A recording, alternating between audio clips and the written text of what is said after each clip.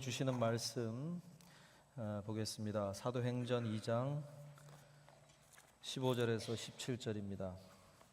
때가 제3시니 너희 생각과 같이 이 사람들이 취한 것이 아니라 이는 곧 선지자 요엘을 통하여 말씀하신 것이니 일러스되 하나님이 말씀하시기를 말세에 내가 내 영을 모든 육체에 부어주리니 너희의 자녀들은 예언할 것이요 너희의 젊은이들은 환상을 보고 너희의 늙은이들은 꿈을 꾸리라. 아멘. 지난 시간에 말씀에 이어서 계속되는 동일한 본문 말씀에서 함께 말씀을 나누고자 합니다. 지난 시간에 예수님이 약속한 것을 기다리라, 예루살렘을 떠나지 말고 기다리라 말씀하신 그 말씀을 쫓아 끝까지 남아 있었던 120명의 사람들, 그 사람들이 기다리던 10일째 되던 날에 정말로 성령께서 그 가운데 임하셨다고 말씀을 나눴죠. 그런데 바람 소리가 났고 불의 효와 같은 것이 보였다. 그것이 각 사람에게 임하더라. 이렇게 소개를 했었습니다. 바람이라고 하는 것은 푸뉴마, 성령이라고 하는 이름이 가진 그 의미처럼 호흡을 불어넣으셔서 거듭나게 새로운 생명, 하나님 나라에 들어갈 수 있는 새로운 생명을 불어넣으시기 위해서 오셨다고 하는 것을 그런 방식으로 알리셨다 그랬어요. 그리고 새로운 생명, 새로운 심장이 뛰기 시작하니까 그 영에서 나오는 용기와 담대함이 그들을 거리로 뛰쳐나가게 만들었다 그랬어요. 그리고 불의 효와 같은 모습으로 오신 것처럼 그들의 입술을 주관하셔서 성령이 말하고자 하시는 메시지를 전하는 입술로 그들이 기꺼이 그들의 입술에 주권을 내어드려서 사람들에게 외치기 시작했다고 말씀을 나눴습니다. 오늘 말씀은 그런 그들의 모습을 본 사람들이 무엇이라고 이야기하며 반응을 했고, 그런 반응에 대해서 베드로와 11사도는 어떠한 대답을 했는가, 이것이 오늘 본문의 내용이라고 할 수 있습니다. 오늘 본문 15절을 보면은 때가 제3시니 너희 생각과 같이 이 사람들이 취한 것이 아니라 그랬어요. 사람들이 뭐라고 이야기했다는 것입니까? 술 취한 거 아니냐, 이렇게 얘기했다는 것이죠. 왜 술 취한 거 아니냐 그렇게 얘기를 했을까요? 맨정신으로는 저럴 수 없다, 이렇게 봤다는 것이. 맨정신으로는 저렇게 할 수 없다.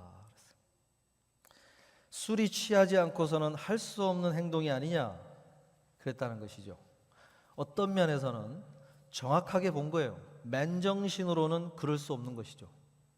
맨정신으로 일상의 생각과 일상생활을 하는 감정과 일상생활하는 의지로는 그렇게 행동할 수가 없죠.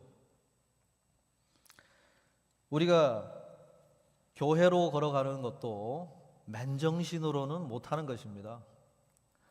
일상의 일반적인 감정과 생각과 의지로는 교회로서의 걸음을 할 수가 없다는 거예요. 제가 청년 시절에 아마 군대 가서 그랬을 것 같은데요, 선임병이 너는 뭔 재미로 사느냐 이렇게 물어본 적이 있어요. 너는 뭔 재미로 사느냐.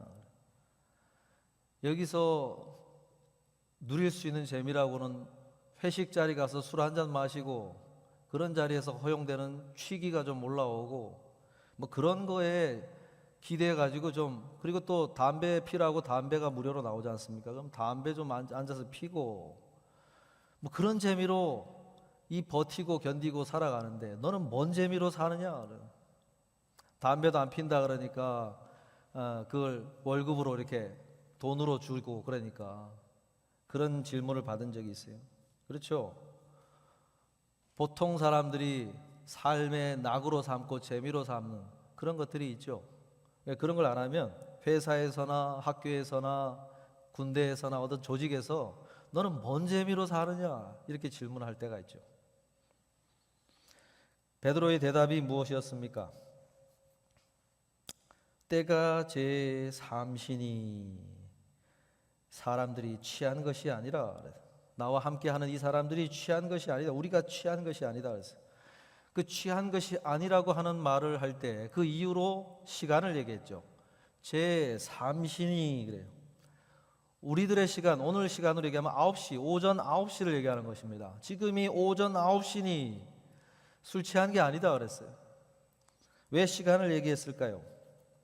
당시 유대인들은 평소에는 3회 제사를 드립니다. 오전, 오후, 저녁 제사. 근데 명절이 있을 때는 4번에서 대속제일 같은 경우는 5번까지 드려요. 그러니까 하루 종일을 제사를 지내는데, 특별히 명절이나 안식일 같은 경우는 오전에 드리는 첫 제사, 그 보통 9시에서 시작해서 10시에 마무리되는 그러한 제사가 있는데, 그 제사 전에는 음식을 먹지 않는, 음식을 입에 대지 않습니다. 그 첫 제사를 지나고 음식을 대기 시작해요. 그런데 지금 시간이 몇 시냐? 9시가 아니냐?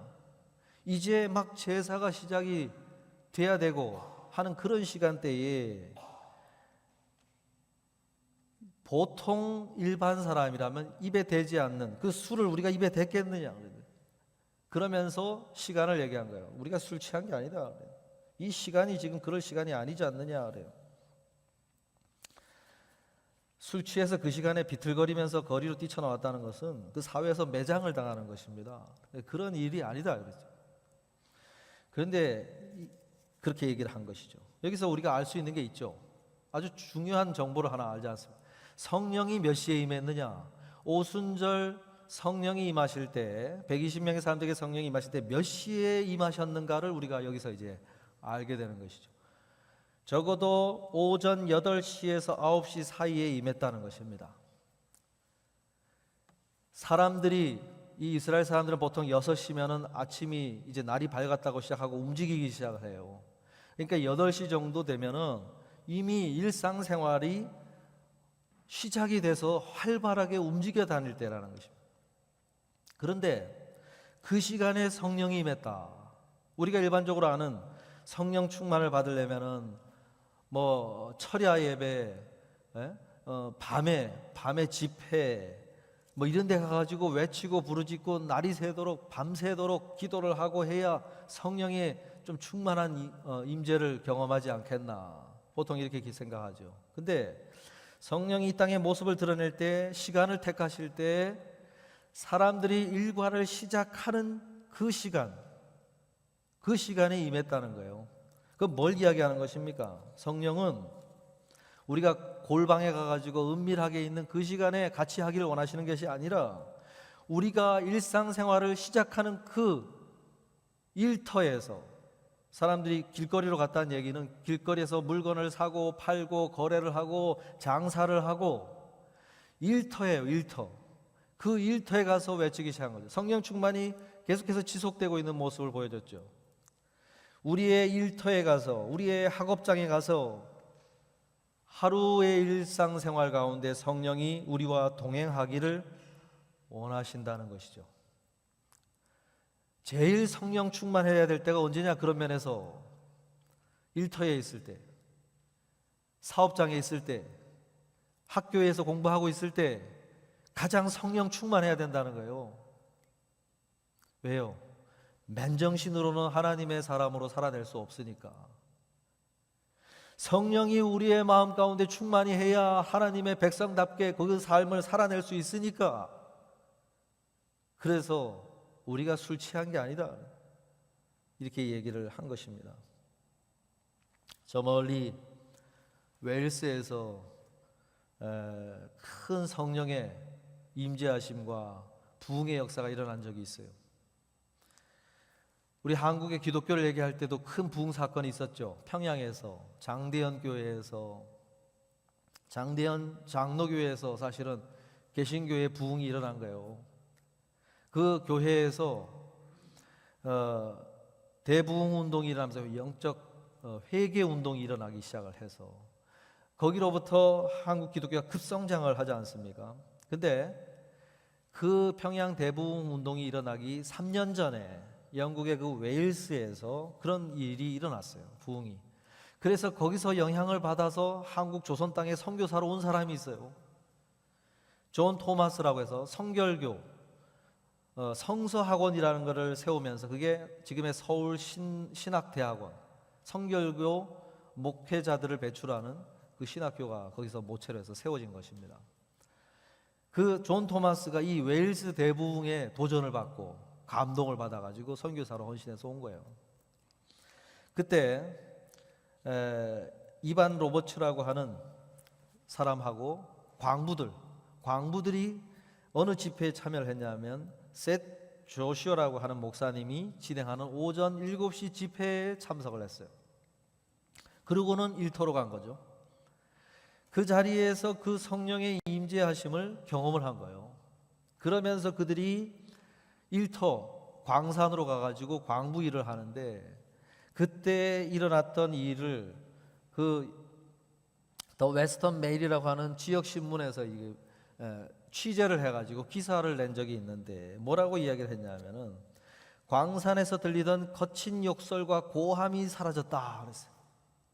그 일화로 광부들이 광산에서 캔 그 석탄을 갖다가 이제 이동을 시킬 때 수레를 쓰고 말로 끄는 마차를 이제 그런 것들을 쓰는데 광부들이 그걸 할 때마다 욕을 하고 채찍을 해가지고 말들을 막 거칠게 다뤄가지고 그 일을 하는데 그날따라 은혜 받은 광부들이 가가지고 욕을 안 하고 채찍질을 안 하고 얌전하게 조용히 좋은 말로 말들을 모니까 말들이 혼란에 빠져가지고 움직이질 않더라 그래요. 컨트롤이 안 되더라.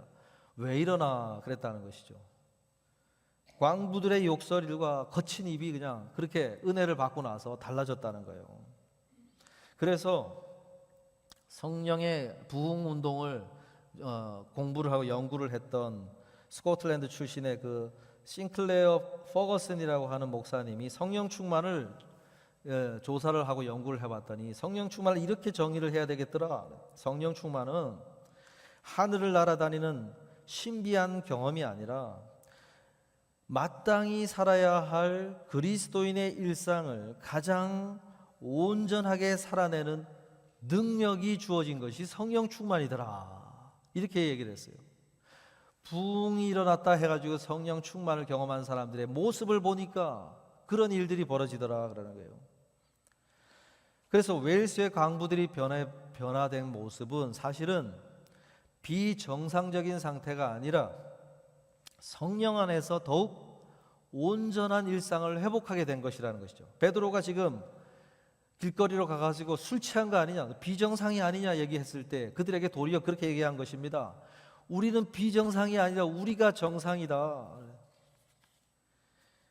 우리의 일상이 비정상이었다. 그러나 하나님이 성령이 오신 다음에 우리가 거룩하게 회복된 것이다 라고 외쳤다는 것이죠. 여러분, 그래요. 우리가 사실은 하나님 나라 차원에서 보면 비정상으로 살아가는 것입니다. 우리가 그렇지 않습니까? 세상의 나라 차원에서 보면 정상이에요.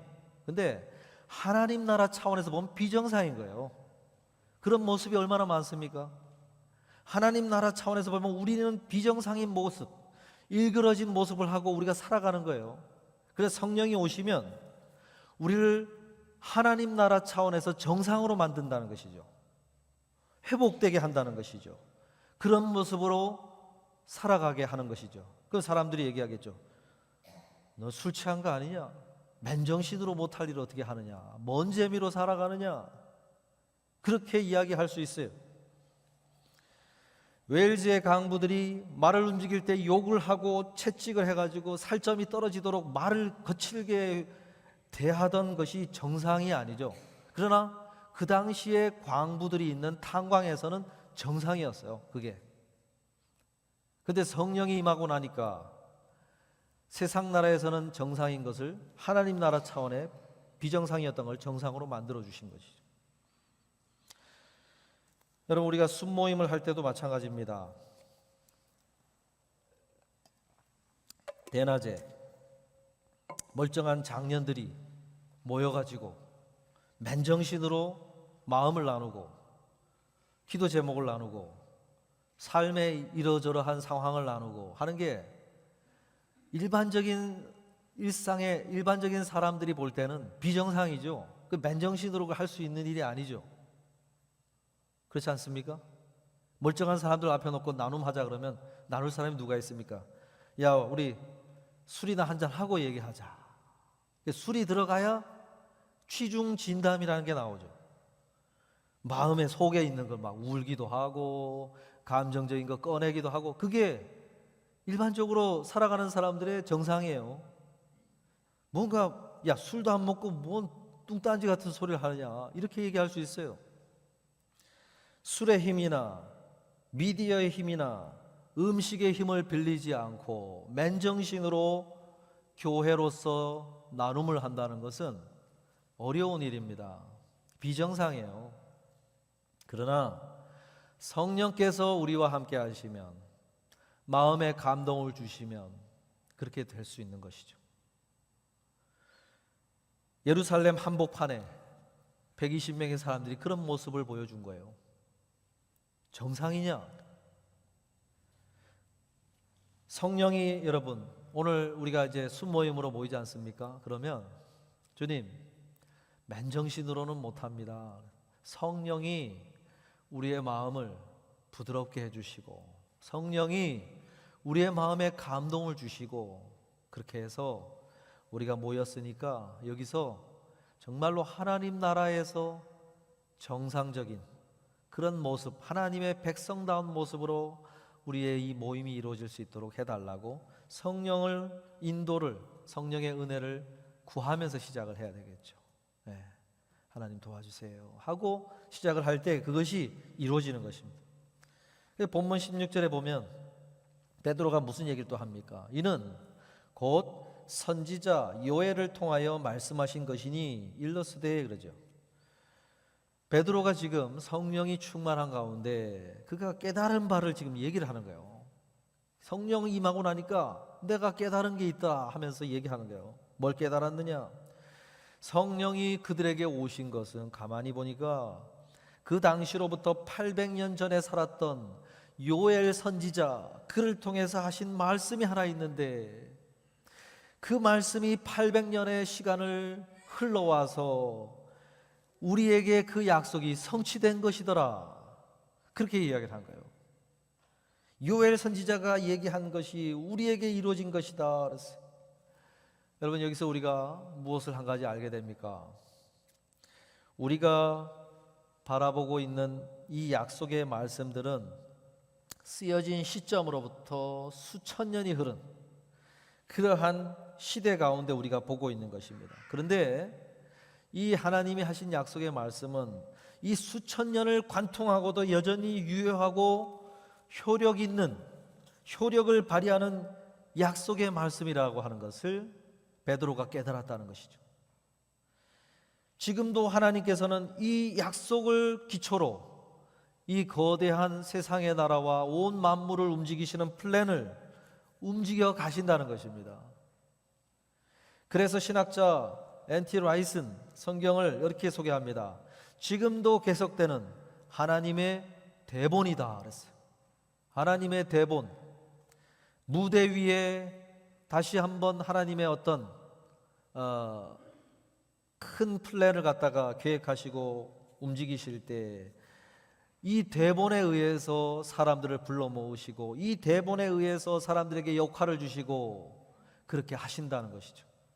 하나님의 대본, 계속해서 무대에 올릴 때마다 사용하는 고전이요 베스트인 하나님의 대본이다 그랬어요. 그 대본이 800년 전에 쓰신 대본인데, 그 대본이 베드로의 시대에 와가지고 베드로 보고 그 약속의 말씀을 성취하는데 너가 오늘 좀 일 좀 해줘야 되겠다 하고는 그를 불러다가 그 대본대로 그 약속의 말씀을 선포하고 움직여가도록 하셨다는 것입니다. 오늘 우리들에게도 하나님은 2000년이 훨씬 지난, 구약시대까지 합치면 4000년, 5000년이 훨씬 지난 이 시대를 살고 있는 우리들에게 그 대본을 쥐어주면서 너가 좀 역할을 좀 해줘야 되겠다 하고 쥐어주는 것이 하나님의 약속의 말씀이라는 것입니다. 그 약속의 말씀을 베드로가 쥐고 보고 그것을 보니까 그의 관점과 시야가 달라져 버린 것이죠. 성령이 임하시면 일어나는 변화가 뭐냐면 관점이 달라지고 우리가 바라보는 시야가 달라진다는 것입니다. 지금까지는 당장 내 눈앞에 하루 그것을 버텨내고 내 계획을 이루어가는 것에 급급한 우리의 시야가 내 작은 일상이 어떻게 하나님의 거대한 그 대본 속의 한 부분으로 될 수 있는지를 바라보게 되는 시야가 달라지고 관점이 달라진다는 것입니다. 그래서 아무도 알아주지 않더라도 하나님의 그 거대한 스토리 가운데 내 섬김이 들어있다고 하는, 내 움직임이 거기에 들어있다고 하는 그것을 바라보면서 남들은 모르는 기쁨이 있고 만족이 있고 사명감이 있고 책임감이 생기는 그런 변화가 일어난다고 하는 것입니다. 그래서 바울이 골로새서 3장 23절에 골로새 교인들에게 강조한 것이 무엇입니까? 무슨 일을 하든지, 골로새 3장 23절에 무슨 일을 하든지 마음을 다하여 주께 하듯 하라 그렇죠. 주께 하듯 하라. 하나님 나라의 거대한 그러한 스토리 가운데 들어있는 헌신이고 섬김인 것을 기억하면서 주께 하듯 하라 이렇게 얘기한 거예요. 여러분, 이런 관점과 시야가 있을 때 남들이 나에게 평가해 주는 거에 마음을 두지 않아도 돼요. 그런 평가가 피드백이 오는 게 없다 하더라도 하나님의 거대한 스토리 가운데 그것을 바라보기 때문에 거기서 생기는 기쁨과 만족으로 충분해요. 충분해요. 그것으로 얼마든지 하나님 앞에 감사할 수 있고 그것으로 얼마든지 하나님 앞에 기뻐할 수 있어요. 그러한 관점으로 교회 일을 하라 이렇게 이야기를 한 것입니다. 그러면서 말세가 됐다 그랬죠. 17절에 뭐라고 그랬습니까? 하나님께서 말씀하시기를 말세에 내가 내 영을 모든 육체에 부어주리니, 이게 요엘이 말한 하나님의 스토리의 대본이었다라고 이야기하는 거예요. 말세에 내 영을 모든 육체에 부어주겠다. 여러분, 말세가 베드로가 깨달은 게 뭡니까? 지금이 말세다 그랬어요. 말세. 여러분, 말세의 의미가 어떤 의미겠습니까?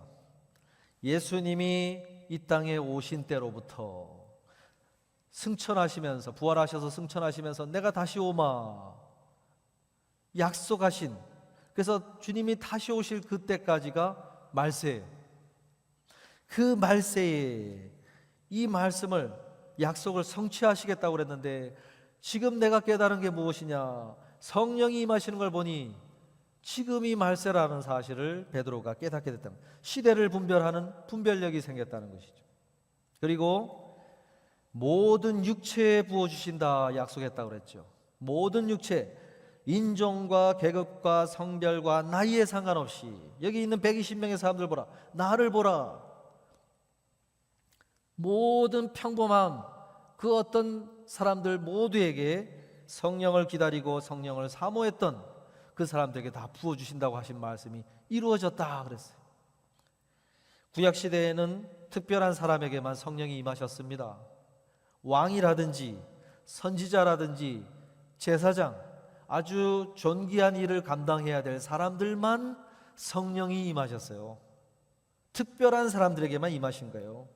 그런데 지금은 나와 같이 변변치 않는 어부의 생활하던 나와 같은 사람들에게도 성령이 임하여 주셨다 이렇게 이야기를 한 것입니다. 소수만 누리던 특권이 모든 평범한 사람들에게 주어지는 시대, 놀라운 시대가 도래했다라고 하면서 베드로가 외친 것입니다.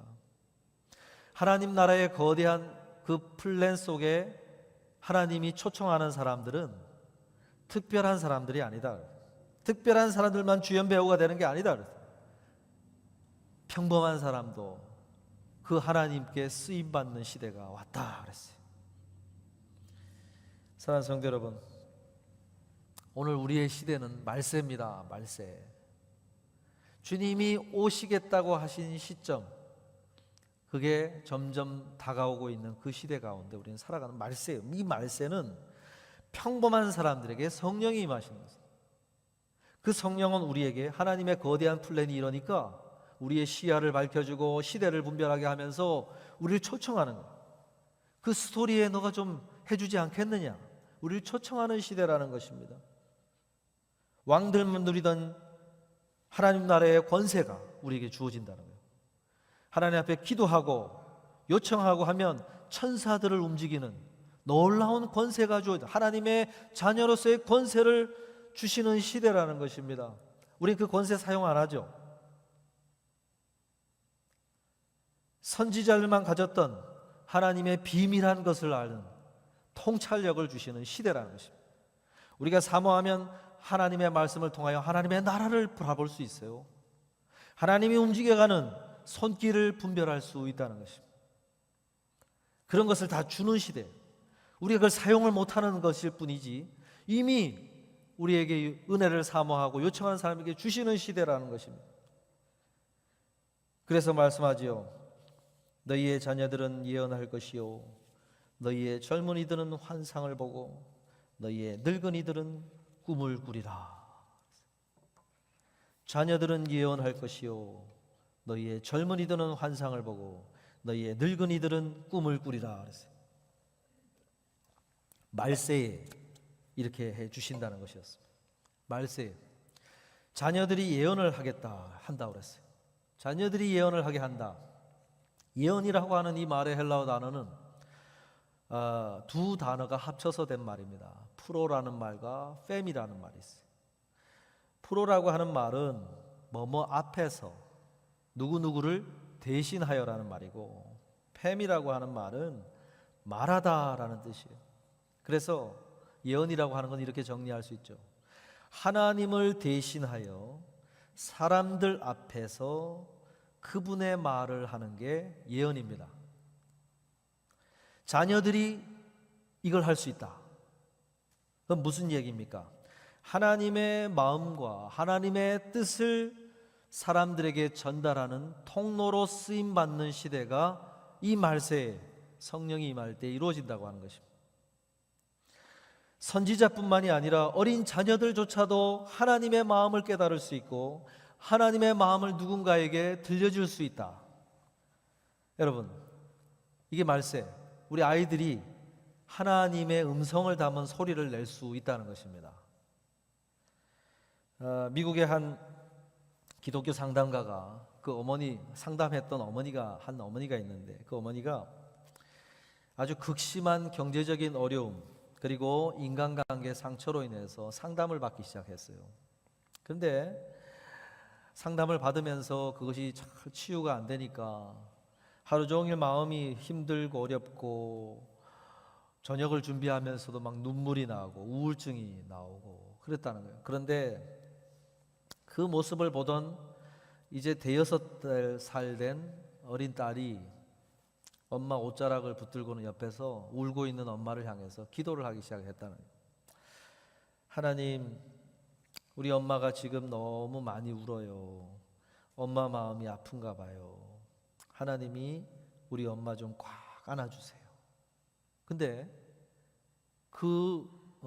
아이가 그렇게 기도하는데 그 어머니의 마음에 마치 뒤에서 하나님이 자신을 꼭 안아주면서 위로해 주는 듯한 강력한 위로가 그 마음에 임하더라는 거예요. 그래서 그 상담사를 찾아와 가지고 자기가 경험한 게 얼마나 그때로부터 마음이 회복력이 생기더라는 거예요. 전에는 그토록 회복이 안 돼가지고 힘들었던 마음이 조금씩 회복이 일어나더라는 거예요. 그걸 보면서 여러분, 이 딸 아이의 입을 통해서 하나님의 음성이 들리는 그런 시대가 오늘 이 말세에 이루어지는 시대라는 것입니다. 고사리 같은 손을 하고 있는 아이가 나를 위로해 줄 수 있고 그런 아이가 나를 위해 기도해 줄 수 있고 그런 아이가 하나님의 음성을 담는 루트가 될 수 있는 거예요. 축복의 통로가 될 수 있는 그런 시대가 이 말세라는 거예요. 자녀를 통해서도 그렇게 하신다는 것이죠. 젊은이가 환상을 본다고 했어요. 환상이라고 하는 이 말은 헬라어 단어는 호라시스라고 하는 단어를 썼는데 이거는 본다라는 뜻입니다. 본다. 본다. 성령이 임하시면 본다. 뭘 봅니까? 눈앞의 현실과 상황들, 보이는 대로 보는 것이 아니라 하나님의 안목으로 보게 되는 그 관점이 있고 그림이 있는데 그것이 환상이라는 것입니다. 현실과 여러 가지 걱정과 근심 가운데 어두워진 그러한 눈이 아니라 성령이 오시면 나의 눈을 밝혀서 아주 맑은 정신으로 그 너머에 있는 실체를 보게 해주신다. 그게 환상입니다. 환상. 하나님이 어떠한 현실 속에서 일하고 계시는지, 어떠한 은혜의 섭리가 흐르고 있는지, 그 문제들에 배어 있고 너머에 있는 그 하나님의 큰 그림을 보는 것이 환상이에요. 젊은이들이 그걸 보게 된다 그랬어요. 늙은이들이 꿈을 꾸게 된다 그랬어요. 인생의 항원기에 접어들어서 내 인생은 이제 끝났다, 뭐 기대할 게 있는가 해가지고 온통 생각이 과거를 회상하는 거에 집중하는 시기, 그런 노년의 시기에 어떠한 일이 생긴다는 것입니다. 꿈을 꾼다 그랬어요. 앞날에 대한 꿈을 꾼다 그랬어요. 하나님이 나를 통해 아직 하실 일이 남았다, 그걸 보게 된다는 거예요. 그걸 마음에 품게 된다는 거예요. 마치 모세가 120세가 돼가지고 인생의 끝자락에 와 있는데 하나님 앞에 뭘 요구했습니까? 저는 아직도 할 수 있습니다. 가나안 땅에 충분히 저는 들어갈 수 있습니다. 저를 들어가게 해달라고 요청을 하지 않습니까? 저는 아직도 저들과 싸워 치러야 될 전쟁이 있다고 한다면 감당할 수 있습니다. 그 얘기를 했다는 것이죠. 그렇게 된다는 것이죠. 하나님이 안 된다, 거절을 했음에도 불구하고 그가 어떻게 합니까? 신명기에 소개된 것처럼 다음 세대들을 모아놓고 열정적으로 설교를 해요. 너희들은 반드시 가나안 땅에 가서 하나님의 말씀을 기억해야 된다고 그 긴 설교를 쏟아내기 시작을 해요. 그래서 신학자 앤티 라이트는 성령이 충만한 성도가 되면 자녀의 시기를 지나고 있든 청년의 시기를 지나고 있든 노년의 시기를 지나고 있든 간에 하나님이 써내려 가시는 이 거대한 스토리 가운데 자신이 어느 지점에 있는가를 깨닫게 된다. 그 지점에서 하나님의 바라시는 것들을 마음에 품게 된다는 것이죠. 여러분, 우리가 내 자아가 지금 아이의 모습을 하고 있다고 한다면 성령이 알게 하시는 이 하나님의 마음을 캐치하고 그 마음을 사람들에게 알리는 그런 은혜가 필요한 것이죠. 그리고 젊은이의 모습을 하고 있는 나의 자아라면은 현실의 벽 거기에 마주하며 마음이 어려워지고 눈이 어두워져 있다고 한다면 하나님 나라의 이런 큰 그림을 보는 그런 환상의 은혜가 필요한 것입니다.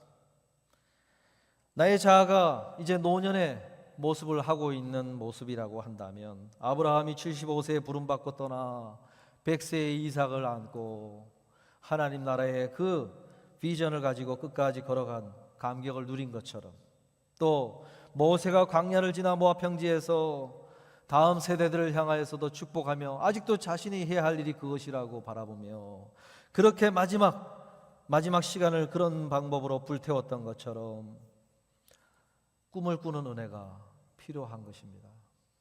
그래서 사도 바울처럼 이제 나의 때가 다 되었으니, 그러면서도 절망으로 끝나지 않고 뭐라고 그럽니까? 이제 의로우신 재판장이 나에게 예비하신 의의 면류관이 있으니 그것을 내게 주실 것이요, 소망으로 가득 차 마지막 인생의 끝지점을 지나고 있는 모습이 이루어진다는 것입니다. 하나님은 우리가 인생을 세월의 앞에서, 현실 앞에서 초라하게 살다가 오기를 원치 않으신다는 것입니다.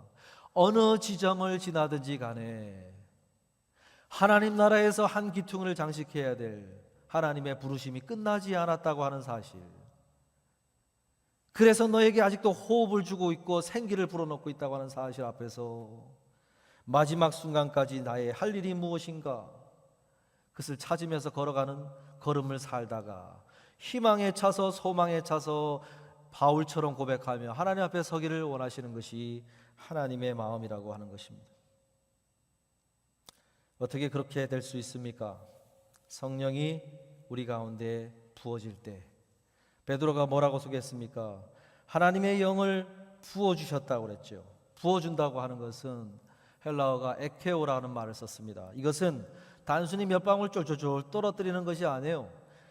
물을 가득 채운 다음에 그걸 완전히 뒤집어 버려서 쏟아지게 만드는 것이 에케오의 은혜. 우리에게 성령을 부으실 때 조금 주시는 게 아니라 나의 모든 부정적이고 패배감에 찌들어져 있는 현실에서 묻어있는 많은 것들을 씻겨낼 정도의 강력한 그런 부어주심의 은혜를 주신다는 것입니다.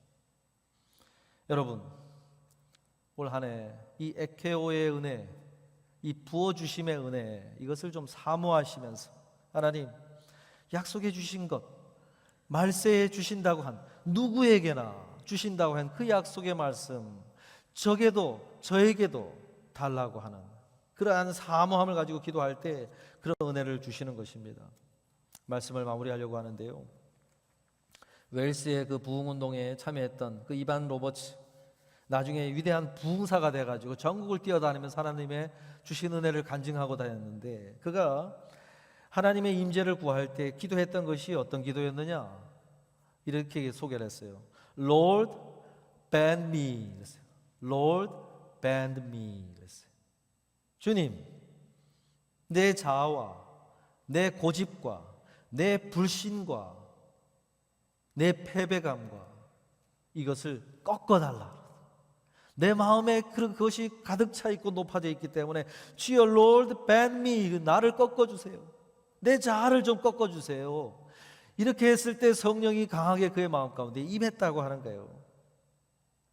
자신의 마음이 성령이 머무시는 곳이 되기에는 얼마나 부족한 상황인지, 그러한 모습인지를 깨닫고 하나님 앞에 그런 요청을 드린 것이죠. 여러분, 1988년도 만들어진 곡이 하나 있죠. 가시나무라고 하는, 하덕규 씨가 시인과 촌장의 리드 보컬이었죠. 그분이 만 나이 30세에 그 곡을 작곡을 했는데 23세에 데뷔를 해가지고 2장의 앨범으로 너무나 큰 성공을 거두고, 그러면서 그가 대마초와 알코올에 중독이 돼가지고 그렇게 내적으로 무너져 가고 있을 때 하나님의 임재하심을 보고 깨닫고 거기서 큰 충격을 받았어요. 그래서 그 곡을 지은 거예요. 그 곡에 자신의 자전적인 하나님 앞에서의 고백입니다. 그 고백이 어떤 가사를 썼습니까? 내 속엔 내가 너무도 많아 당신의 쉴 곳 없네. 내 속엔 헛된 바램들로 당신의 편할 곳 없네. 내 속엔 내가 어쩔 수 없는 어둠 당신의 쉴 자리를 뺏고, 내 속엔 내가 이길 수 없는 슬픔 무성한 가시나무 숲 같네. 바람만 불면 그 메마른 가지 서로 부대끼며 울어대고, 내 속엔 내가 너무도 많아서 당신의 쉴 곳 없네. 그가 나중에 회상하면서 고백하기를, 내 안에 있는 가시가 있어서 그 가시가 남도 찌르지만은 가만히 보니까 자신 마음을 찔러서 상처를 내고 있는 그런 모습을 봤습니다. 그렇게 고백을 했어요. 내 안에 가시가 너무 많구나. 가시가. 그래서 나를 찌르고 남을 찌르고 하면서 걸어오고 있는 그런 허무함과 아픔을 이겨내고자 술을 마시고 대마초를 피고 약에 손을 대고 그런 시간을 지나다가 하나님 앞에서 그걸 깨달았다는 거예요. 와. 그러면서 눈물을 흘리면서 이 곡을 붙여가지고 3집 앨범에 발표를 했던 것입니다. 여러분, 사실은 우리 안에 성령이 오시고 성령이 충만히 나와 함께 거하시기가 너무 어려운 마음의 상태를 하고 있다는 것이죠. 우리의 마음이 그렇다는 것입니다. 그래서 사실은 주님, 제 마음에 이런 가시가 너무 많아서 당신이 머물 수 있는 곳이 없습니다. 그러면서 나를 이반 로버츠 같이 Lord bend me, 나를 꺾어달라, 나의 가시를 부러뜨려 달라, 이렇게 하나님 앞에서 회개하고 고백할 때 내 안에 오셔서 그러한 은혜를 주시는 것입니다. 사랑하는 성도 여러분, 올 한 해 우리 자신을 좀 들여다보고 내 안에 있는 그 가시를 부러뜨려 달라 고백하시면서 걸어가신다면 성령이 이렇게 부어주시는 은혜, 그것이 있을 때 우리가 하나님의 백성으로 삶의 현장으로 나아가서 살아낼 수가 있는 것입니다. 그러한 은혜를 맛보면서 올 한 해 걸음을 걸어가시는 저와 여러분 되시기를 주님의 이름으로 축복합니다.